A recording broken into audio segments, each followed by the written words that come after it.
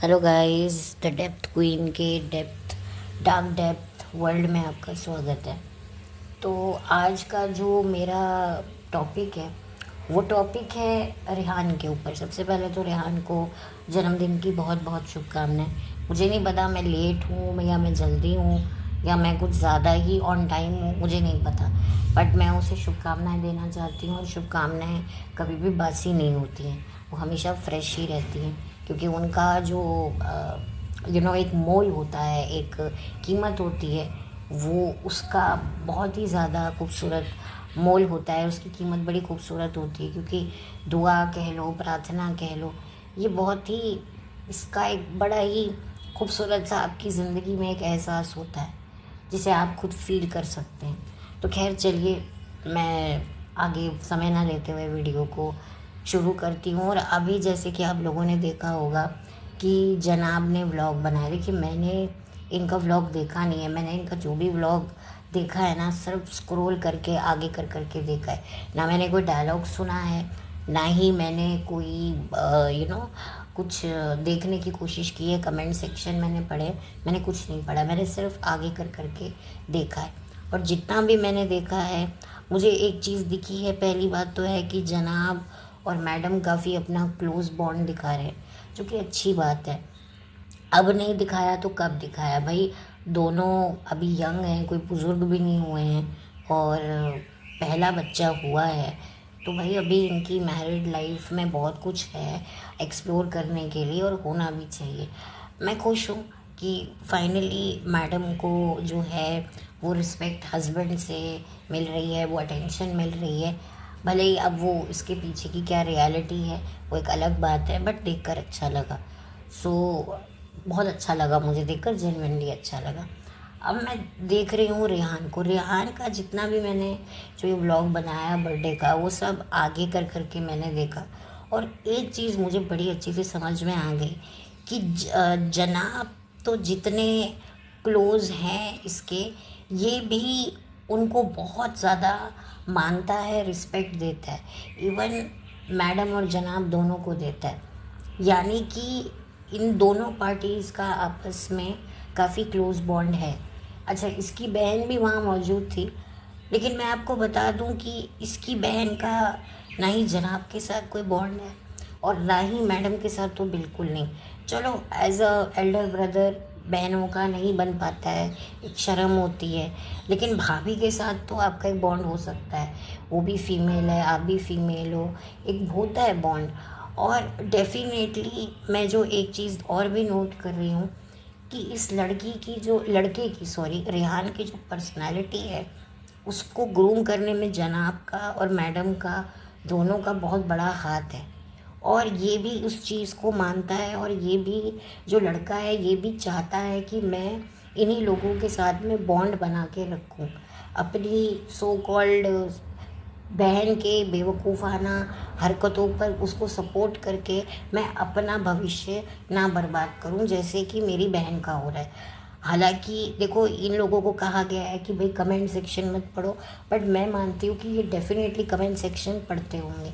और ये लड़का काफ़ी होशियार है, इसको पता है कि मैं किसके साथ रहूँगा नो मैटर वॉट। जनाब और मैडम भी ट्रोल होते, पर जिस जिस तरह से इसकी आपी सिब्बू आपी ट्रोल होती है, और वो अब ट्रोल हो ही रही है, और उसके पीछे तो नहा धो के सारे पड़े हुए हैं, क्योंकि उसने अपने कंटेंट में नहीं सुधार लाना है। आप देखिए, वहाँ पर भी वो जो बच्ची है मेहर, हाँ मैं उसका भी नाम ले रही हूँ, उसकी लाइफ को बर्बाद करके रखा हुआ है।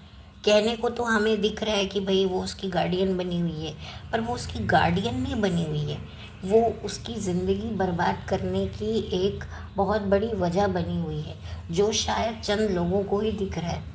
तो वो लड़का ये बात जानता है कि मैं अगर ऐसी लोगों के साथ में रहूँगा, ऐसे सोच के लोगों के साथ रहूँगा, तो मैं कभी भी आगे नहीं बढ़ पाऊँगा। हालांकि इसकी बहन नहीं सोचती है, इसकी बहन खुद कंफर्टेबल नहीं होती है भाभी के साथ में। ठीक है, मैं मानती हूँ कि उसके अंदर इन्फीरियरिटी कॉम्प्लेक्स हो सकता है लुक्स का, बट देखिए, जब सिब्बू आपी अपना मेकओवर कर सकती है। इसने क्या नहीं देखा होगा सिब्बू आपी कितनी स्लिम ट्रिम हो गई थी, अच्छी दिखने लगी थी। तो ये इसका नहीं हो सकता, लेकिन ये चाहती नहीं है। कई लोग कीचड़ में ही पड़े रहना चाहते हैं, तो ठीक है, उसकी चॉइस हो सकती है। और अब वो जिस एज में है उसको फोर्स भी नहीं किया जा सकता। लेकिन ये लड़का होशियार है, इसके अंदर खुद भी जो है आगे बढ़ने की इच्छा है कि मैं अच्छा दिखूं, मैं अच्छी अपने आप को प्रेजेंट करूं बोलने में। और इसकी केसरिया से भी नहीं बनती है जो सिब्बू आपी का शौहर है, क्योंकि वो भी बंदा कोई रिफाइन नहीं हुआ है, ठीक है। हर इंसान जन्म से ही कोई परफेक्ट नहीं होता है। ये उसके ऊपर होता है, उसके आसपास वालों के ऊपर होता है कि वो उसको किस तरह से प्रोग्रेस करने में मदद करें। सबसे पहले तो मुझे लगता है आपका खुद का एक वो होना चाहिए। तो ये नहीं है। सिब्बू और केसरी ये दोनों मियाँ बीवी को अपने तरीके से रहना है। चलो, अपने तरीके से रहने में भी कोई दिक्कत नहीं है, लेकिन ढंग से रहने में इनको दिक्कत है, और इनके ना ढंग से रहने से हम लोगों को दिक्कत है। बट ठीक है, at the end of the day हम कितना बोल लेंगे। लेकिन जब इनके व्यूज़ वगैरह डाउन होने लगेंगे, इनकी पॉपुलैरिटी घटने लगेगी, तो शायद मे बी ये वर्क करे। लेकिन अभी क्या है, इनका वो डाउनफॉल नहीं आ रहा है, तो इसी वजह से इनको कोई फ़र्क नहीं पड़ रहा है। खैर, वो एक अलग बात है। तो जिस पे मैंने देखा कि रेहान काफ़ी ज़्यादा जो है उसको काफ़ी भाई ने सिर चढ़ा के रखा हुआ है, मेरा दोस्त, मेरा भाई। तो आप समझ सकते हो कि वो कितना ज़्यादा भाई की लाइफ में इन्वॉल्व है, और वो काफ़ी वफादारी भी दिखाता है मैडम के लिए, जनाब के लिए। तो डेफिनेटली उसको फ़ायदा मिल रहा है। वो अपनी लुक्स पे भी काम करता है, वो ज़्यादा खाता पीता भी उल्टा सीधा नहीं है। हाँ, जब से उसको पब्लिक की तरफ से धुतकार पड़ी है, वो जो यस चैलेंज की, तो वो भी समझ गया। और आप देखेंगे कि जब वो सिब्बू आपी के व्लॉग्स में आता है तो चुप रहता है, इतना एक्टिव नहीं रहता है। हालांकि उसकी बहन जो है वो उसके पीछे पीछे रहती है, उसको गिफ्ट्स दिलवा, ये कर, लेकिन उसकी लॉयल्टी जनाब के साथ ही है। आप देखिए, और ये बात सिब्बू आपी को भी पता है, तभी वो उसके बर्थडे से चली गई। वो चाहती तो इतना बड़ा कंटेंट जो है वो अपने पास रख सकती थी। अच्छा, वो उसकी माँ को भी ले गई, बाप को भी ले गई। कोई देखो, माँ बाप भी इतने अजीब हैं कि भाई बाप का पहला जन्मदिन है इतने सालों में बेटे के साथ में, तो मैं रहूं? नहीं जी, उसको जाना है वहाँ जाकर। जी, क्या कर रहे हैं ये लोग, पता नहीं, समझ में ही नहीं आता। तो बड़ा अजीब लगता है कि ये फैमिली इतनी ज़्यादा डिस्प्यूटेड है कि बंटवारे हो रखे हैं। माँ कंटेंट के रूप में मेरे साथ ज़्यादा रहेगी, भाई बहन है उनको भी अलग कर रखा है, बहन तेरे व्लॉग में ज़्यादा रहेगी, भाई मेरे व्लॉग में ज़्यादा रहेगा। मतलब पूरे बंटवारे कर रखे हैं इन लोगों ने। तो आप समझ जाइए कि व्लॉगर्स जो एक ही घर से इतने व्लॉगर निकलते हैं, उनका क्या रिएक्शन होता है बाद में, उनको क्या क्या रिपेमेंट्स देने पड़ते हैं। मतलब नॉर्मली भाई बहनों में ज़मीन जायदाद को लेकर लड़ाई होती थी, गहनों को लेकर लड़ाई होती थी। आज क्या लड़ाई हो रही है? कंटेंट के लिए, कि भाई ये मेरा कंटेंट है, ये तेरा कंटेंट है। तो उसको काफ़ी ज़्यादा पैम्पर किया जा रहा है, उसके लिए डेडिकेटेड, रेहान के लिए डेडिकेटेड किया जा रहा है, जो मुझे लग रहा था। इवन जो मैडम की मदर भी पूरा एक्टिवली इन्वॉल्व हो रही थी, मैंने उनको देखा है। कुछ बोलते हुए तो मैंने नहीं सुना है, लेकिन हाँ, मुझे लग रहा था कि वो भी उसके साथ खड़ी होकर कुछ कह रही हैं। क्योंकि मैं इनके व्लॉग्स नहीं देखती हूँ और बड़ी मुसीबत से देखती हूँ, तो मेरा मन नहीं था। तो एज़ यूजुअल मुझे एक चीज़ देखकर एक तो समझ में आ गई कि ये इन्हीं की पार्टी में है और इन्हीं के पक्ष में है, इसीलिए जो है ये सिब्बू के व्लॉग्स में ना ही इतना आता है और ना ही इतना एक्टिवली पार्टिसिपेट करता है। और अब ये समझ गया है कि मैं अगर सिब्बू आपी के साथ में रहूँगा तो मैं जम जम कर ट्रोल होऊंगा। रही बात इसकी बहन की, तो वो भी जो है थिक स्किन उसकी भी हो गई है। जैसे सालू आपी को पता नहीं चलता है, जी हाँ, आज मैं नाम ले रही हूँ, हमारी सिब्बू को मैं सालू आपी बोल रही हूँ। तो आप ही को जब फ़र्क नहीं पड़ता तो ठीक है, क्योंकि आप ही को उसके शौहर ने ट्रेन कर दिया है कि भाई भौंकते हैं, भौंकने दे, हमें व्यूज़ तो आ रहा है ना, पैसा तो आ रहा है ना, भौंकने दे। जो करना है वो करना है, भौंकन दे जिन्हों भौंकना है। तो यही सारी हथकंडे जो हैं ये मियाँ बीवी अपना रहे हैं। और जो रिज़ा है वो भी ये चीज़ समझ चुकी है कि भाई जो करना है हमें करना है, हमारी ज़िंदगी है, हमारा लाइफस्टाइल है, जिसको देखना है वो देखेगा, जिसको नहीं देखना नहीं देखेगा। बिल्कुल बिल्कुल बात सही कही है, जिसको देखना है वो देखेगा, जिसको नहीं देखना है वो नहीं देखेगा। और बहुत सारे यूट्यूबर्स हैं जो एक टाइम पे हवा में थे, लेकिन आज सबके व्यूज़ डाउन हो गए हैं, उनकी पॉपुलैरिटी कम हो गई है, तो वो भी अब धुंधले से होने लगे हैं, उनके व्लॉग्स भी बहुत लेट लेट डलने लगे। तो उसका एग्ज़ाम्पल इस घर में तो एक है, तो वो तो मैडम ही है। और जो रेहान है वो भी कहीं ना कहीं जो है इनका राजदार बन चुका है, इनका फरमाबरदार बन चुका है। तो यही कारण है कि उसको इतना स्पेशल ट्रीटमेंट मिल रहा है। और जो बेचारी रिज़ा है वो बेचारी टोटली सिब्बू आपी पर निर्भर कर रही है। तो ये एक छोटा सा मेरा एक एक डिकोडिंग थी मेरी। आप लोग कहेंगे कि मैं डिकोड वर्ड बहुत ज़्यादा यूज़ करती हूँ अपने थंबनेल में, टाइटल्स में। जी हाँ, मैं क्या है रिलेशन की तह तक डेप्थ में जाने में यकीन रखती हूँ। और आप देखिए कि महर की लाइफ कैसे स्पॉइल हो रही है। महर को मुझे अच्छा लगा कि वो वापस अपने गांव चली गई, लेकिन वहाँ भी सिब्बू आपी पीछे पीछे आ गई उसके।